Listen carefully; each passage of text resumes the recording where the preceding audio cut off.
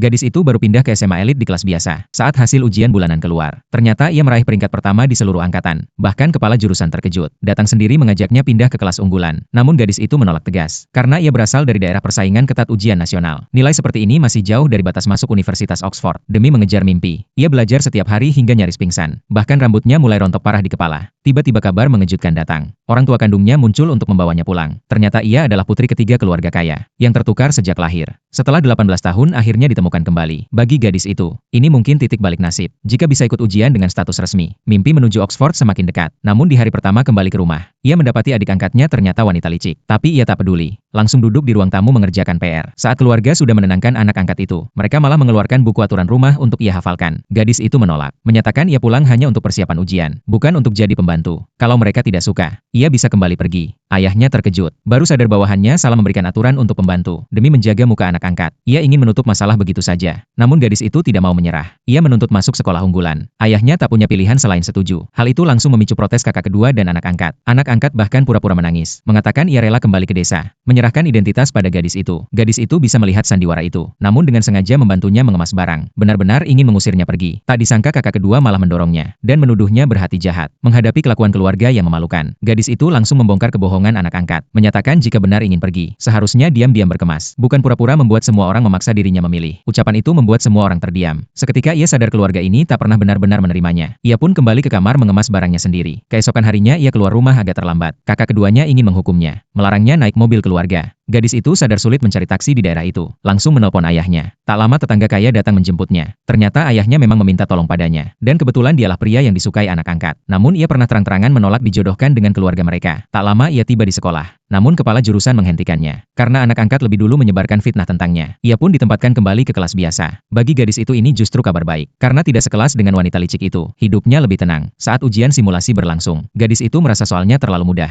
Guru yang melihat ia mengerjakan cepat, mengira ia asal-asal saja. Namun saat hasil keluar, semua orang terkejut. Ia meraih 719 poin dan menjadi juara pertama sekolah. Kepala jurusan menyesal luar biasa. Segera datang lagi menawarinya pindah ke kelas unggulan. Namun sekali lagi ia menolak. Saat pulang ke rumah, keluarganya justru sedang merayakan anak angkat, yang dikira sudah diterima Oxford. Padahal orang yang benar-benar pantas dibanggakan, adalah gadis yang duduk diam di sudut. Tak lama kepala jurusan datang ke rumah. Keluarga menyangka ia datang untuk memberi selamat pada anak angkat. Langsung pamer dan membual, mengatakan hanya mereka yang bisa mendidik anak sebaik itu. Namun kenyataannya berbeda. Kepala jurusan mengungkap bahwa anak angkat gagal 3 poin dari batas Oxford. Lalu ia menanyakan tentang gadis itu. Ayahnya salah paham mengira gadis itu membuat masalah di sekolah. Segera mencuci tangan, mengatakan ia anak kampung, bermasalah moral. Jika melakukan kesalahan, ia pasti menghukumnya. Namun ucapan kepala jurusan berikutnya membuat semua orang terkejut tak percaya.